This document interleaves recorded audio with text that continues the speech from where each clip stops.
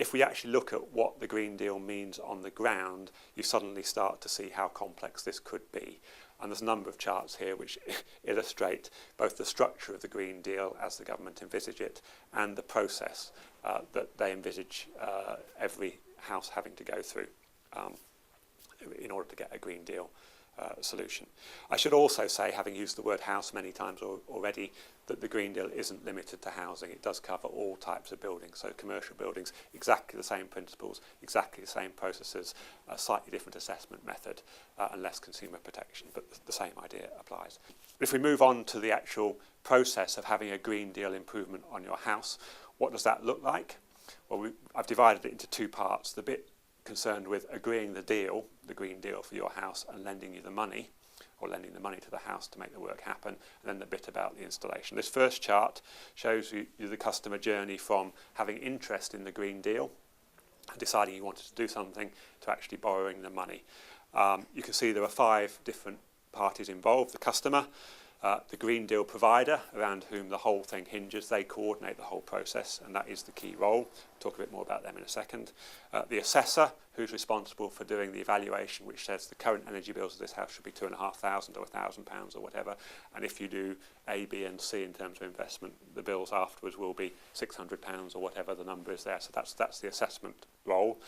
There's then the installer, who come into the picture when you've actually got work to do, and of course the financier as well.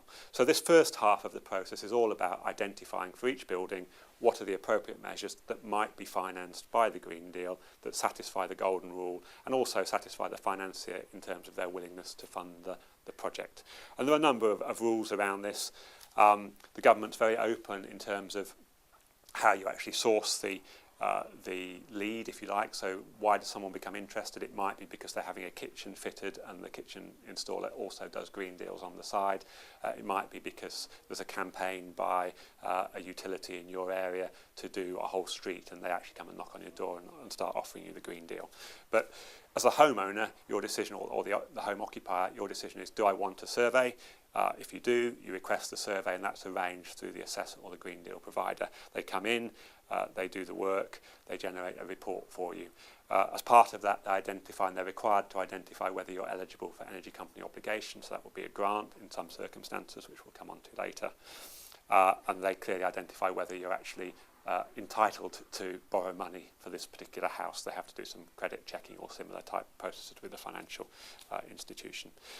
You then get the report, and as part of the structure of the Green Deal, you have the right to go to other providers. So that's an important point because money's been spent, the assessment's been done, but as the homeowner, I can then go to somebody else and get them to do the work, and you won't recover the costs of doing the assessment. If the quote is over £10,000, the provider is required to go to 3 different installers to get different quotes for the work. So again, there's a built-in requirement for administration there. But hopefully at the end of all of that, we get to the point where we agree a Green Deal plan, which is something that I can sign up to as the occupier of the building to make the work happen. And that Green Deal plan is a financial offer, and therefore has to comply with the Consumer Credit Act, and there has to be a cooling off period, so there has to be a pause.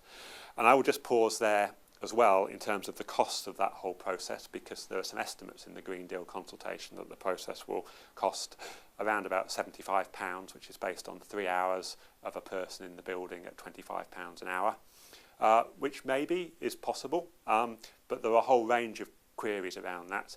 Does someone paid £25 an hour have the right portfolio of skills to do a really a proper assessment for all kinds of buildings? Technical people might say no, they should have a better training and therefore they cost more money.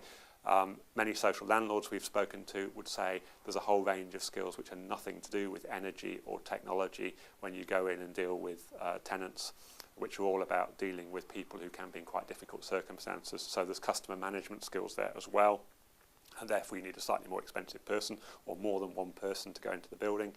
And of course, none of the £25 times 3 allows for the costs of all the administration, management of those people, and bringing them in and out of the houses, coordinating coordinating it, etc. We did our own estimates for this, and we reckon it's about £250 if you factor all those things in, plus the costs of doing surveys, which don't actually go through to delivery. Other people I've heard estimates of £200 plus, but that seems to be the broad figure people are settling on. That cost needs to be clearly recovered somewhere. It might be through the actual work down the line, provided that's done by the same organisation.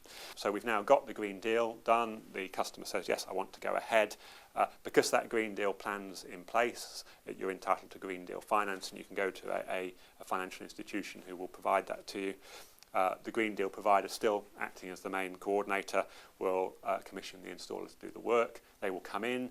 They'll have to agree to do the work for that price, and clearly there's a process around that. It might be possible to get the installer to pre-agree to a price per square metre of insulation for all house types, so that that's a fixed schedule of rates, if you like, for work.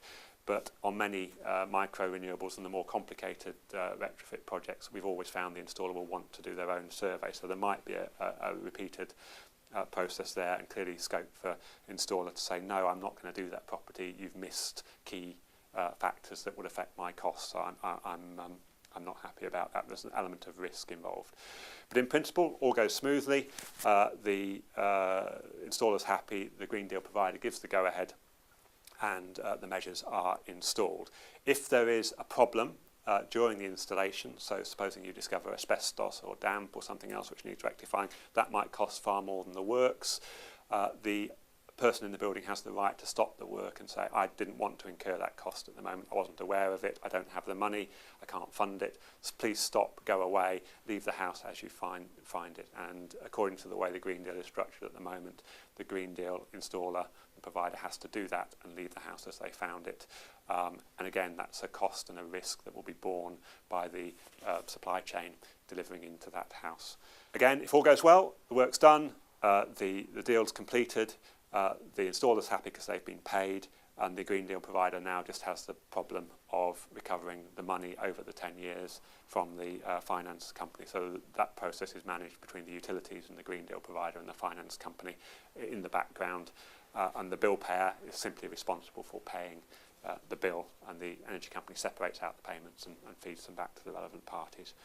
So we're there, the Green Deal's done, everyone's happy, and on we go. That's the theory. But you can begin to see where there's an awful lot of risks in here, and it's not yet clear who's picking them up and whether those costs can actually be borne within the whole parameters of this golden rule. And those are really the key issues for the next 6 months in terms of sorting this out. And they can have a big impact on whether you want to be a Green Deal provider or an installer or not, whether you're going to steer clear. And they may well have a big impact on whether you want to be a Green Deal customer, in fact, of course.